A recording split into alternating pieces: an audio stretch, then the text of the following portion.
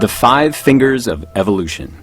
A thorough understanding of biology requires a thorough understanding of the process of evolution. Most people are familiar with the process of natural selection. However, this is just one of 5 processes that can result in evolution. Before we discuss all 5 of these processes, we should define evolution. Evolution is simply change in the gene pool over time. But what is a gene pool? And, for that matter, what is a gene? Before spending any more time on genetics, let us begin with a story. Imagine that a boat capsizes and 10 survivors swim to shore on a deserted island. They are never rescued and they form a new population that exists for thousands of years. Strangely enough, 5 of the survivors have red hair. Red hair is created when a person inherits 2 copies of the red gene from their parents. If you only have 1 copy of the gene, you won't have red hair. To make this easier, we will assume that the 5 non-redheads are not carriers of the gene. The initial frequency of the red hair gene is therefore 50%, or 10 of 20 total genes. These genes are the gene pool. The 20 different genes are like cards in a deck that keep getting reshuffled with each new generation. Sex is simply a reshuffling of the genetic deck. The cards are reshuffled and passed to the next generation. The deck remains the same, 50% red. The genes are reshuffled and passed to the next generation. The gene pool remains the same, 50% red. Even though the population may grow in size over time, the frequency should stay at about 50%. If this frequency ever varies, then evolution has occurred. Evolution is simply change in the gene pool over time. Think about it in terms of the cards. If the frequency of the cards in the deck ever changes, evolution has occurred. There are 5 processes that can cause the frequency to change. To remember these processes, we will use the fingers on your hand, starting from the little finger and moving to the thumb. The little finger should remind you that the population can shrink. If the population shrinks, then chance can take over. For example, if only 4 individuals survive an epidemic, then their genes will represent the new gene pool.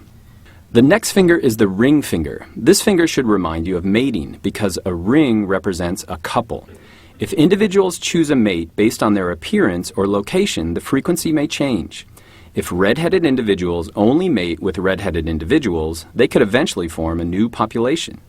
If no one ever mates with red-headed individuals, these genes could decrease. The next finger is the middle finger. The M in the middle finger should remind you of the M in the word mutation.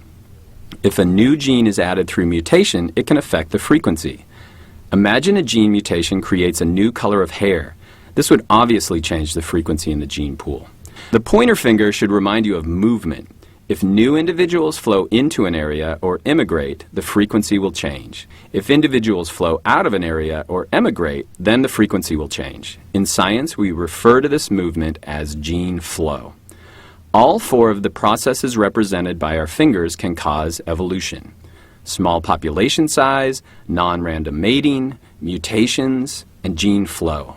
However, none of them lead to adaptation.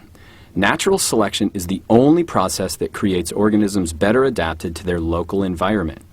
I use the thumb to remember this process. Nature votes thumbs up for adaptations that will do well in their environment and thumbs down to adaptations that will do poorly. The genes for individuals that are not adapted for their environment will gradually be replaced by those that are better adapted. Red hair is an example of one of these adaptations.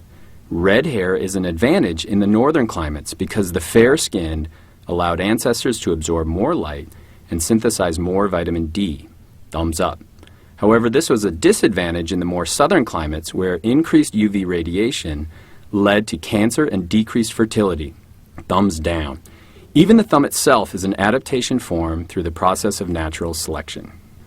The evolution that we have described is referred to as microevolution because it refers to a small change. However, this form of evolution may eventually lead to macroevolution or speciation. Every organism on the planet shares ancestry with a single common ancestor. All living organisms on the planet are connected back in time through the process of evolution. Take a look at your own hand. It's an engineering masterpiece that was created by the 5 processes I just described over millions and millions of years. Can you recall the 5 main causes of evolution from memory? If you can't, hit rewind and watch that part again. But if you can, give yourself or your neighbor a big 5-fingered high five.